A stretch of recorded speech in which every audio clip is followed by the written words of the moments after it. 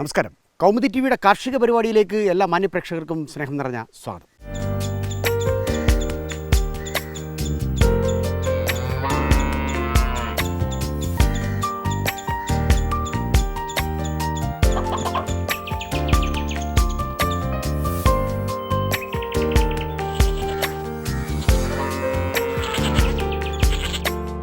Technician ജോലിയിൽ നിന്നും കൃഷിയിലേക്ക് ഇറങ്ങിയ ഒരു ചെറുപ്പക്കാരനെയാണ് ഇന്ന് ഞങ്ങൾ പരിചയപ്പെടുത്തുന്നത്. പട്ടാഴി നീർക്കുഴി അശ്വതി ഭവനിൽ അരുൺ.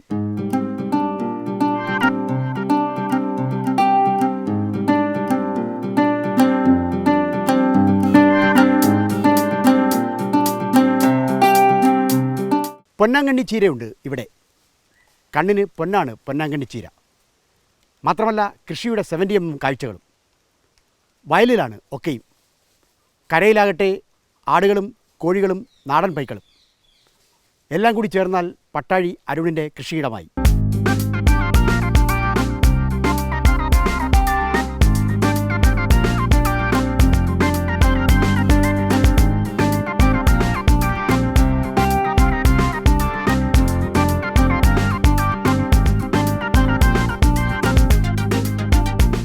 കാണാം പട്ടാഴിയിലെ കൃഷിക്കാഴ്ചകൾ. ഹരിതം സുന്ദരം.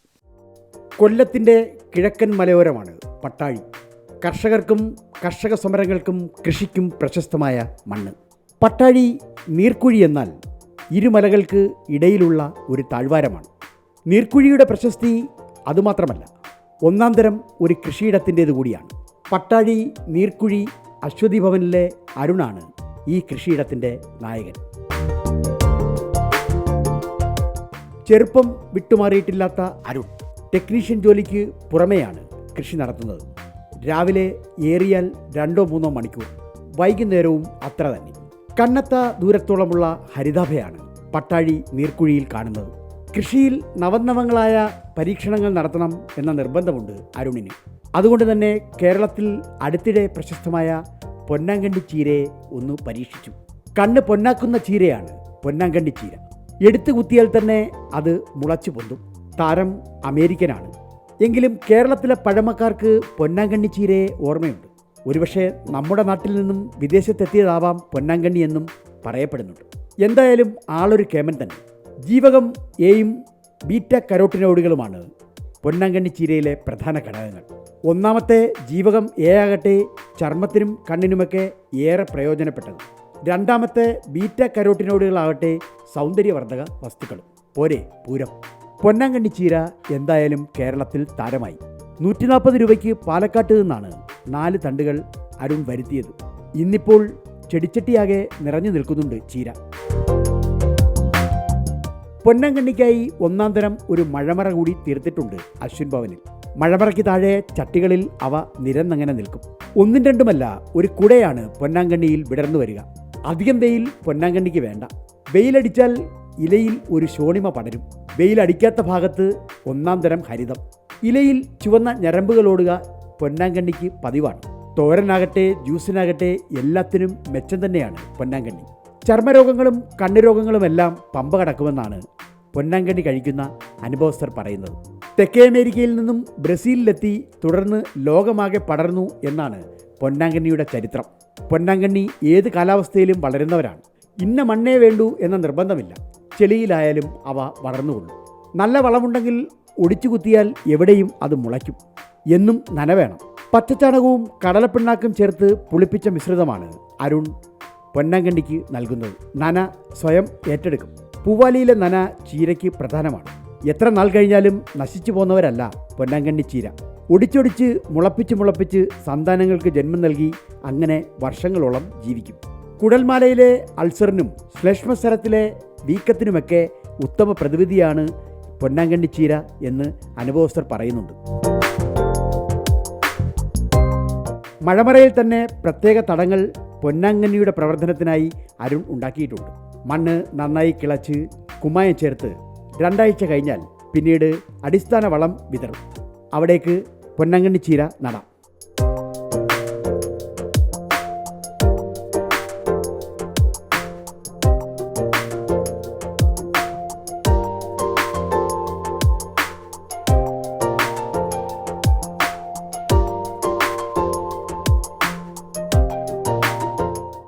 മുറ്റത്തു നിന്നും ഞങ്ങൾ വയലിലേക്ക് ഇറങ്ങി. വയലിലാണ് കൃഷിയുടെ പൂരം. വയലിലേക്ക് ചെല്ലുന്നിടത്തെല്ലാം മംഗള അടയ്ക്കയാണ് ഞങ്ങളെ വരവേറ്റത്. മംഗള അടയ്ക്ക ചില്ലറക്കാരനല്ല. 3-ാം വർഷം തന്നെ കുല പൂത്തു തുടങ്ങും. ഒരു കുലയിൽ നിന്നും 20 കിലോയെങ്കിലും കായ കിട്ടും. ഉയർന്ന വിളവ് തരുന്ന ഇനമാണ് മംഗള അടയ്ക്ക. CPCRIയിലെ ക്രോപ്പ് ഇംപ്രൂവ്മെൻറ്റ് ജോലികളിലാണ് മംഗള അടയ്ക്ക പിറന്നത്.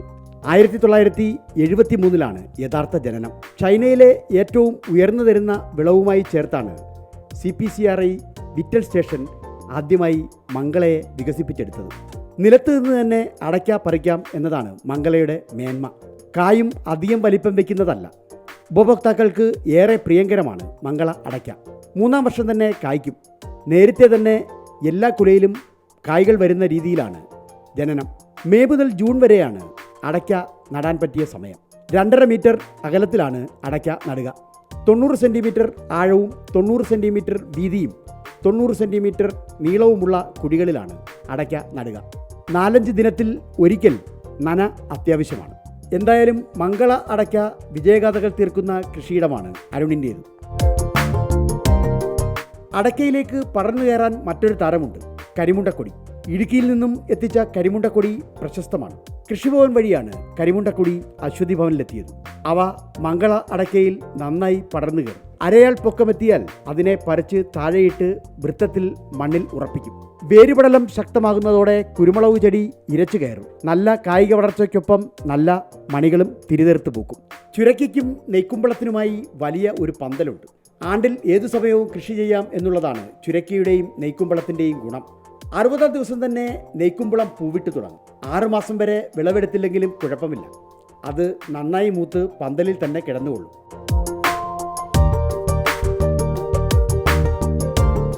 പട്ടാഴി നീർക്കുഴിയിലെ അരുണിൻ്റെ കൃഷിയിടത്തിലാണ് ഞങ്ങളിപ്പോൾ. അരുണ, ഈ ടെക്നീഷ്യൻ സമയം അതിൻ്റെ ജോലിയൊക്കെ എത്ര മണിക്കൂർ നീണ്ടു വയ്ക്കും? അത് രാവിലെ പല ഷിഫ്റ്റായിരിക്കും. രാവിലെ 8:30 വീട്ടിൽ നിന്ന് ഇറങ്ങും. 5:30 സമയമാകുമ്പോൾ തിരിച്ചു വരും. അപ്പോൾ ഈ ഒരു സമയത്തിനിടയിൽ എങ്ങനെ കൃഷി നടത്തുക? എങ്ങനെ? രാവിലെ വെളുപ്പിന് 5:30 ആകുമ്പോൾ എണീക്കും. 6 മണി തൊട്ട് 2 മണിക്കൂർ.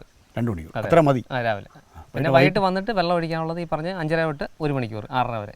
ഇപ്പോൾ ഈ പറയുന്ന ഈ പൊന്നാങ്കണ്ണി ചീരയൊക്കെ പോലെയുള്ള പുതിയ കാർഷിക പരീക്ഷണങ്ങൾ നടത്താനൊരു ധൈര്യമുണ്ടോ? ഉണ്ട്. ഇതെങ്ങനെയാണ് എവിടുന്നാണ് കൊണ്ടുവന്നത്? ഇത് നമ്മുടെ 2 മാസം മുമ്പ് നമ്മുടെ കൃഷിമന്ത്രി പ്രസാദ് സാറ് പാലക്കാടാണ് ഇത് ഉദ്ഘാടനം ചെയ്തത്. അപ്പോൾ സാറ് പറഞ്ഞ് ഇതെല്ലാ ജില്ലകളിലും എത്തിക്കണം. വിറ്റാമിൻ എ കൂടുതലുള്ള കണ്ടൻറ്റുള്ള ഒരു ചീരയാണ്. അപ്പോൾ അത് പ്രകാരം ഞാനത് ഓർഡർ ചെയ്ത് 4 തൈ കൊണ്ടുവന്നതാണെന്ന്. അത് ഞാൻ നട്ട് 2 മാസം പരിപാലിച്ച് ഇപ്പോൾ ഒരു 50-60 മേളി തൈകളുണ്ട്. അത് കഴിഞ്ഞ ദിവസം 2 ദിവസം മുമ്പ് ഞാൻ പട്ടാഴി പഞ്ചായത്തിൽ എല്ലാ വാർഡ് മെമ്പർമാർക്കും സൗജന്യമായി വിതരണം ചെയ്തു. പ്രസിഡന്റ് ഉൾപ്പെടെ എല്ലാവിധ. വാങ്ങിച്ചപ്പോൾ എത്ര രൂപയായിരുന്നു? അത് 4 തണ്ടിന് 100+ കുറേജ് 140 രൂപ എനിക്കായി. അതെ, ഒരു തണ്ടിന് 4 തണ്ടിന് 150. അതെ, അത്ര വില ഉണ്ട്. ഇനിയിപ്പോൾ കൊടുക്കുന്ന അങ്ങനെ അത് ഞാനിപ്പം മാർക്കറ്റ് തിരക്കിയപ്പം 1 കിലോ ചീരയ്ക്ക് 3000 രൂപ വില അടുത്തുണ്ടെന്നാണ് എനിക്കറിയാൻ കഴിഞ്ഞത്. ഈ പറയുന്ന രീതിയിൽ ഒരു കണ്ണിനൊക്കെ വലിയ ഗുണമൊക്കെ ഉണ്ട്. ഞാനത് രാവിലെ നമ്മൾ പരിപാലിക്കുമ്പോൾ വെറും വയറ്റിൽ നമ്മൾ 4-5 ഇല കഴിക്കുമായിരുന്നു ഡെയിലി. അപ്പം 1 മാസം കൊണ്ട് നമുക്ക് ഈ രാത്രി നൈറ്റ് വണ്ടി ചിലപ്പം 8 മണി 9 മണി ഞാൻ വണ്ടി ഓടിച്ചുകൊണ്ട് വരുമ്പോൾ അപ്പോൾ ഈ മങ്ങല് പുളിപ്പ് ഒക്കെ അങ്ങനെയുള്ള പ്രശ്നങ്ങളൊക്കെ ക്ലിയർ ആവുന്നുണ്ട്. അതെ, അനുഭവസ്ഥനായതുകൊണ്ടാണ് നമ്മളത് പഞ്ചായത്തിൽ നമ്മൾ എല്ലാ കൊടുക്കണമെന്നൊരു ഇത് വന്നത്. പഞ്ചായത്ത് എങ്ങനെ അതിനെ സ്വീകരിച്ചു? പഞ്ചായത്ത് നമുക്ക് നമ്മുടെ പ്രസിഡന്റ് അശോക് സാർ എന്ന് പറയുന്ന സാറാണ് പട്ടാഴി പഞ്ചായത്ത് പ്രസിഡന്റ് ആയിരിക്കും. സാറിൻ്റെ എല്ലാ ഫുൾ സപ്പോർട്ടും നമുക്കുണ്ടായിരുന്നു. അതേ കൃഷി ഓഫീസറിൽ നിന്നും നല്ല സപ്പോർട്ടായിരുന്നു. അത് എല്ലാ വാർഡ് മെമ്പർമാരും കൊടുത്ത് അവരുടെ ഓരോ വാർഡിലുമുള്ള കർഷകരെ കൊണ്ട് കൃഷി ചെയ്ത് അവർക്കുള്ള ആ നാട്ടിലെ വാർഡിലുള്ള എല്ലാവർക്കും വിതരണം ചെയ്യാൻ നമ്മൾ വളരെ എളുപ്പമാണ്. കാരണം ഇത് അത് നമ്മളൊരു പക്ഷേ ജൈവവളം മാത്രമേ ഉപയോഗിക്കാൻ പാടുള്ളൂ. രാസവളം ഉപയോഗിച്ച് ഇത് കരിഞ്ഞു പോകും. നമ്മുടെ രാവിലെ വെച്ചൂർ പശു നമ്മുടെ വീട്ടിലുള്ളത്. ആ പശുവിൻ്റെ 1 കിലോ ചാണകവും 1 കിലോ പിന്നെ കടലപ്പിണ്ണാക്കൂടെ വെള്ളം ഒഴിച്ചും പുളിപ്പിക്കും. നമ്മൾ 3 ദിവസം പുളിപ്പിച്ചിട്ടാണ് ഇതിൻ്റെ ചുവട്ടിൽ വെള്ളം ചേർത്ത് ഒഴിച്ചു കൊടുക്കും. പെട്ടെന്നൊരു നമ്മളിതിൻ്റെ തണ്ട് മേളം ഒടിച്ചൊടിച്ച് നട്ട് കഴിഞ്ഞാൽ ഒരാഴ്ച കൊണ്ട് 2 ആഴ്ച കൊണ്ട് ഇത് ഫുൾ നമുക്ക് പറിക്കാവുന്ന കണ്ടീഷനോട് തിരിച്ചു കിട്ടും. നമുക്ക് ഇതെങ്ങനെയുണ്ട് തോരനൊക്കെ വെച്ചിട്ട്? തോരൻ നമ്മൾ ചീര നമ്മുടെ മുരിങ്ങയില തോരൻ വെക്കത്തില്ലേ, അതേ ടേസ്റ്റാണ്. ഇപ്പോൾ ഈ ഇത് കൂടാതെ തന്നെ മറ്റു പല കൃഷികളുണ്ട്. ഉദാഹരണമായിട്ട് വയലിൽ വലിയ രീതി കൃഷിയുണ്ട്. മംഗള അടയ്ക്ക കൃഷിയുണ്ട്. അതിനെങ്ങനെ ഡിമാൻഡ് ഉണ്ടോ? മംഗള അടയ്ക്ക് നമ്മൾ ഇപ്പം കോവിഡ് സമയം ഇപ്പം 400 വരെ കിലോയ്ക്ക് വന്നതാണ്. അപ്പം അവിടെ ഈ പന്നി ശല്യം കാരണമാണ് നമ്മൾ അതിനകത്ത് ഒരു കണ്ടം മാത്രം മാറ്റിയിട്ട് ഒരു 10-100 മൂട് അടയ്ക്ക പരീക്ഷ അടിസ്ഥാനത്തിൽ ചെയ്തതാണ്. ഇപ്പം 3-ാം വർഷം കായ്ച്ചു. പ്രയോജനം നല്ല ലാഭമാണത്. ഒരു അടക്കയിൽ നിന്നൊക്കെ നമുക്ക് എത്ര കിലോ? 15-20 കിലോ ഒക്കെ കിട്ടും. ദിവസവും നനവേണം എന്നതാണ് മറ്റൊരു പ്രത്യേകത. നനയ്ക്കായി നീർക്കുഴിയിലെ വലിയ ചാലുകൾ കുളമാക്കി മാറ്റിയിട്ടുണ്ട് അരുൺ. നർത്തകിയുടെ ചേല പോലെ തട്ടുതട്ടായി കിടക്കുന്ന കൃഷിഭൂമിയിൽ ഉയരത്തിൽ മുതൽ താഴത്തിൽ വരെ കുളങ്ങളുണ്ട്. കുളം ഉയരത്തിൽ നിറഞ്ഞാൽ അടുത്ത കുളത്തിലേക്ക് വെള്ളമെത്തുന്നതാണ് രീതി. രണ്ടാമത്തത് നിറയുമ്പോൾ മൂന്നാമത്തതിലേക്ക് വെള്ളമെത്തും. എല്ലായിടവും മത്സ്യങ്ങളുണ്ട്. ഒരു ചെറുകൊയ്ത്തിന് എപ്പോഴും എല്ലാ കുളങ്ങളും റെഡിയാണ്. വരാലും കാരിയും തിലോപ്പിയയുമൊക്കെ നിറഞ്ഞാടുന്ന കുളങ്ങളാണ് അരുണിൻ്റേത്.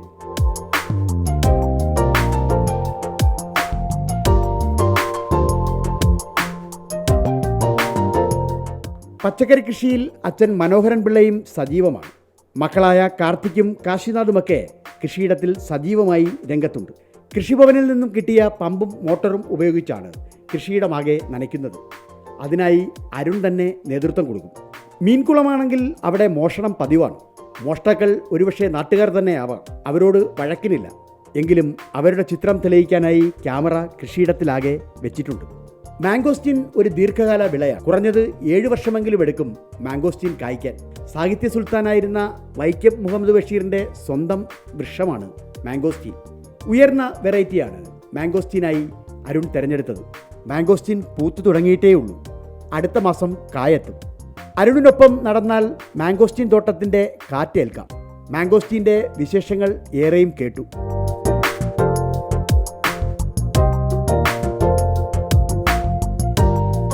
സമീപത്തായി വിശാലമായ ഒരു പന്തലുണ്ട്. അത് കോവയ്ക്കയ്ക്ക് വേണ്ടിയുള്ളതാണ്. 3 വർഷം തുടർച്ചയായി വിളവ് നൽകുന്ന ഇനമാണ് കോവയ്ക്ക. പന്തലിട്ട് കൊടുക്കുകയേ വേണ്ടൂ. പ്രത്യേകിച്ച് നോട്ടം വേണ്ട.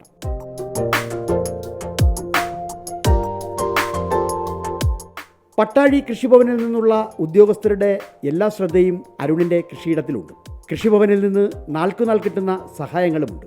ആഴ്ചയിലൊരിക്കൽ കൃഷിഭവൻ ഉദ്യോഗസ്ഥർ അരുണിൻ്റെ തോട്ടത്തിലെത്തും. എല്ലാ വിളകളും പരിശോധിക്കും. നടിയിലും വിളവെടുപ്പിനുമൊക്കെ നേതൃത്വം നൽകും.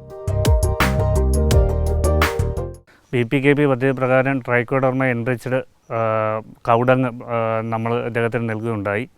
അദ്ദേഹത്തിന് ഇത് നമുക്ക് വളരെയധികം അഴികൾ പോലെയുള്ള കുരുമുളകിനൊക്കെ നല്ല രീതിയിൽ ഉപയോഗിക്കാൻ പറ്റും. അഴികൾ പോലെയുള്ള രോഗങ്ങൾ, അതായത് ഫംഗൽ ഡിസീസിനെയൊക്കെ വളരെയധികം പ്രതിരോധിക്കുന്നതാണ് ഈ ട്രൈക്കോഡർമ എൻറിച്ച്ഡ്. ജനകീയാസൂത്രണ പദ്ധതിയിൽ നമ്മൾ പമ്പ് സെറ്റിന് ആനുകൂല്യം നൽകിയിട്ടുണ്ട്. പമ്പ് സെറ്റിൽ അദ്ദേഹത്തിന് കൃഷിസ്ഥലത്ത് നമുക്ക് ആവശ്യമായ ജലസേചനം ചെയ്യുവാൻ കഴിയുന്നുണ്ട്. PDP പദ്ധതിയിൽ പച്ചക്കറി കൃഷിക്കാണ് നമ്മൾ ആനുകൂല്യം നൽകിയത്. സെൻറ്റിന് 100 രൂപ. പന്തൽ ഇനത്തിൽപ്പെട്ട കൃഷിയാണ് അദ്ദേഹം ചെയ്തത്. അദ്ദേഹത്തിന് നമ്മൾ 100 രൂപ സെൻറ്റിന് എന്നുള്ള രീതിയിൽ ഏകദേശം ഒരു 50 സെൻറ്റിൻ്റെ ആനുകൂല്യം നമ്മൾ നൽകിയിട്ടുണ്ട്. കർഷകരിൽ നിന്ന് പച്ചക്കറികൾ നമ്മൾ എടുക്കുകയും അവർക്ക് മാന്യമായ വില നൽകുകയും അത് ഉപഭോക്താക്കൾക്ക് നൽകുകയും ചെയ്യുന്നൊരു പദ്ധതിയാണ്. തീർച്ചയായിട്ടും നമുക്ക് ഏകദേശം ഒരു 10-12,000 രൂപയുടെ ബിസിനസ് നടക്കുന്നുണ്ട്. എല്ലാവരും കർഷകർക്കും ഇത് വളരെയധികം സന്തോഷമാണ്. അതുപോലെ തന്നെ പഞ്ചായത്തിലെ ആൾക്കാരെല്ലാം തന്നെ ഇത് വാങ്ങുവാനും രാവിലെ തന്നെ എത്താറുണ്ട്. തീർച്ചയായിട്ടും അത് കർഷകർക്ക് നല്ലൊരു പ്രയോജനം നമുക്ക് നൽകാൻ ശ്രമിക്കുന്നുണ്ട്. 4 തലമുറകളുടെ വൃക്ഷമാണ് ജാതി. ജാതിക്കും വേണ്ടത്ര സ്ഥാനം തോട്ടത്തിലുണ്ട്. ജാതിക്ക് ഇടയിലായി തേനീച്ചക്കൂടുകളുമുണ്ട്. തോട്ടത്തിൻ്റെ ചൈതന്യം അത്രയും നാടൻ പൈക്കളിലാണ്. നാടൻ പൈക്കളുടെ വളമാണ് ഇതിനൊക്കെയും ചേരുന്നത്. അതിൻ്റെ ചേതന വൃക്ഷങ്ങളിലും സസ്യങ്ങളിലും വിളകളിലുമൊക്കെ കാണാനുണ്ട്. റബ്ബർ തോട്ടത്തിന് നടുവിൽ കോഴികൾക്കായി ഒരു കൂടാരമുണ്ട്. BV380 ആണ് പ്രധാന ഇനം. കേജുകളിലാണ് അവ വളരുക. വളർച്ച കേജുകളിലെങ്കിലും അവർക്ക് എല്ലാ സൗകര്യങ്ങളും ഒരുക്കിയിട്ടുണ്ട്. നിപ്പിൾ ഡ്രിങ്കർ വെള്ളം കുടിക്കാനായി ഒരുക്കിയിട്ടുണ്ട്. PVC പൈപ്പുകൾ നെടുകെ പിളർത്തി അതിലാണ് തീറ്റ. മുട്ടയിട്ടാൽ ഒഴുകി വന്ന് അത് ശേഖരിക്കുവാനുള്ള ഇടമുണ്ട്. ആഴ്ചയിൽ 5, മാസത്തിൽ 25, വർഷത്തിൽ 300 എന്നിങ്ങനെയാണ് BV380യുടെ മുട്ടക്കണക്ക്. ചുവന്ന മുട്ടകളാണ് എന്നുള്ളതുകൊണ്ട് മാർക്കറ്റിൽ ഉയർന്ന ഡിമാൻഡുണ്ട്. കൃത്യമായി പറഞ്ഞാൽ 1.5 വർഷത്തോളം മുട്ട കിട്ടും. തുടർന്ന് മുട്ടയുടെ എണ്ണം കുറയുമെങ്കിലും പിന്നീട് തുടർച്ചയായി 1.5 വർഷം കൂടി മുട്ട കിട്ടും. BV കോഴികൾക്ക് കൂട്ടായി ഗിനിക്കോഴികളെയും ഒപ്പം കൂട്ടിയിട്ടുണ്ട് അരുൺ.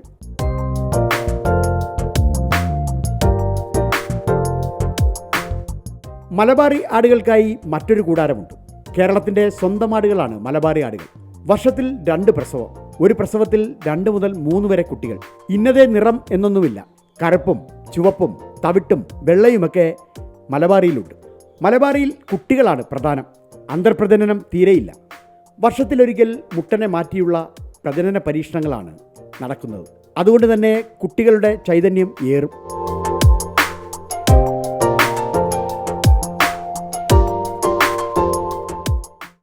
നമ്മൾ അതിൻ്റെ 5ഓളം കുളങ്ങൾ കണ്ടു. മത്സ്യങ്ങൾ എന്തൊക്കെയാണുള്ളത്? മത്സ്യങ്ങൾ നമ്മുടെ നാടൻ വരാല്, മുഷി, ആ 2 ഐറ്റമാണ് മെയിനായിട്ടുള്ളത്. പിന്നെ ബാക്കിയുള്ള കുളങ്ങളിലെല്ലാം നമ്മുടെ ഗിഫ്റ്റ് തിലോപ്പിയ, പിന്നെ ഇപ്പോഴത്തെ ഹൈബ്രിഡ് വരാലുകൾ വരുന്നുണ്ട്. പിന്നെ കരിമീനെ കുറച്ചിട്ടുണ്ട്. അതിന് നമ്മുടെ ഇത് വെള്ളത്തിൽ പിടിക്കുമെന്ന് അറിയില്ല, എന്നാലും ചെയ്തിട്ടുണ്ട്. കരിമീനോടെ ഇട്ടിട്ടുണ്ട് ഞാൻ. ഇപ്പോൾ നമ്മുടെ ഈ പട്ടാഴി പോലെ ഒരു കിഴക്കൻ മലയോര പ്രദേശത്ത് ഈ മത്സ്യങ്ങൾക്കൊക്കെ ഡിമാൻഡുണ്ടോ?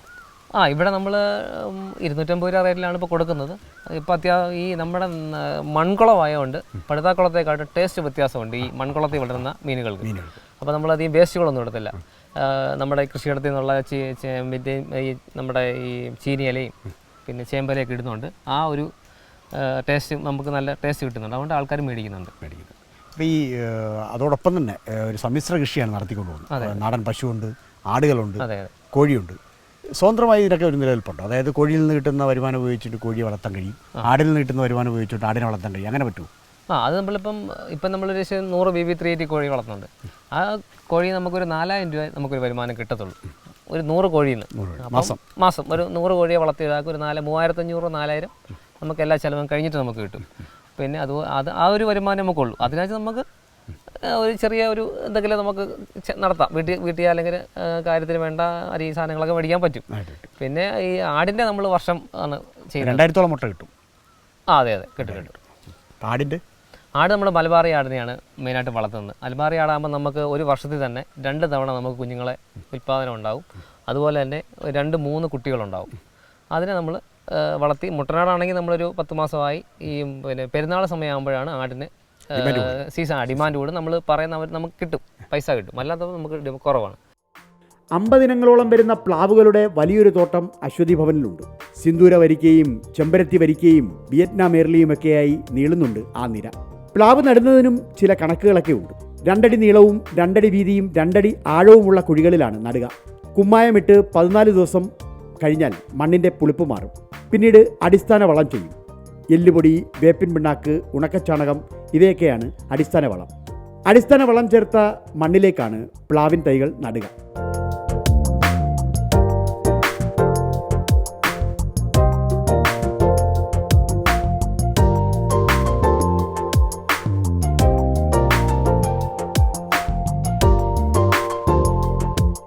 പ്ലാവിൻ തോട്ടത്തിൻ്റെ ഇരുവശവുമായി ചെടിച്ചട്ടികളുണ്ട്.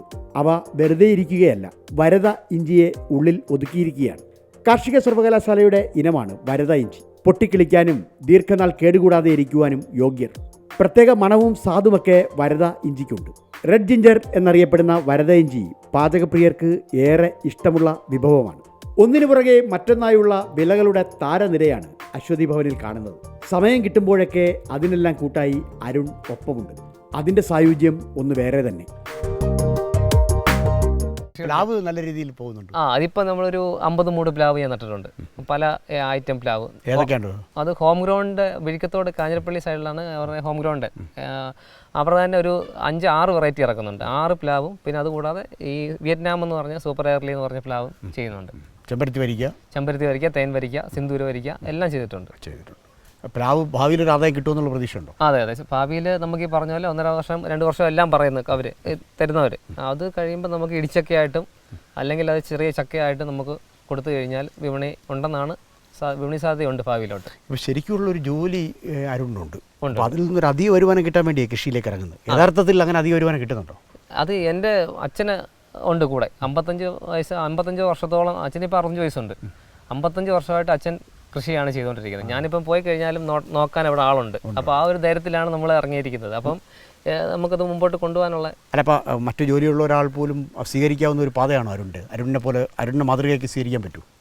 നമുക്കിപ്പം ഞാൻ പറഞ്ഞാൽ നമുക്ക് ജോലി സമയം കഴിഞ്ഞിട്ട് വന്നിട്ടുള്ള സമയത്താണ് നമ്മൾ ബാക്കി അച്ഛനെ സഹായിക്കും നമ്മൾ ആ ഒരു ഇതിലേക്കാണ് പോകുന്നത്. അപ്പോൾ അതുകൊണ്ട് മുമ്പോട്ട് കൊണ്ടുപോകാനുള്ള പ്രതീക്ഷയാണ്. അരുണിൻ്റെ ഇനി അടുത്തൊരു പ്ലാൻ, അതായത് ഇനി എന്തെങ്കിലും ഒരു കൃഷി ചെയ്യണം എന്ന് തോന്നിക്കഴിഞ്ഞാൽ അരുൺ ഇനി എന്തായിരിക്കും ചെയ്യുന്നത്? അത് ഇപ്പോഴത്തെ ഒരു പുതിയ ട്രെൻഡായ ഞാനിപ്പം ട്രിവാൻഡ്രത്ത് പല കടലും തിരക്കിയപ്പോൾ അവർ പറഞ്ഞ് ബൾക്കായിട്ട് അവരെടുത്ത റെഡ് ലേഡി പപ്പായ അത് നല്ലൊരു സാധനം. അവർ 100 മൂട് ചെയ്യാൻ ഉദ്ദേശിക്കുന്നുണ്ട്.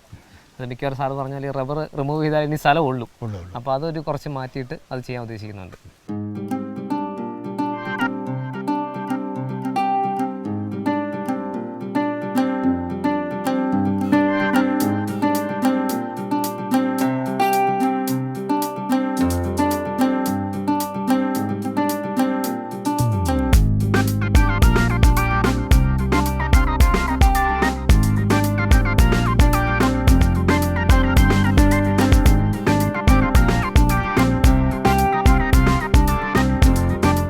പലതുള്ളി പെരുവെള്ളം എന്നാണ്. ആദായം വരുവാൻ പല വഴികളുണ്ട്. അതൊക്കെയും ഒരു ഭൂമിയിൽ സമന്വയിക്കണം. അതാണ് അരുൺ ചെയ്യുന്നത്. നേരാം ഭാവുകങ്ങൾ.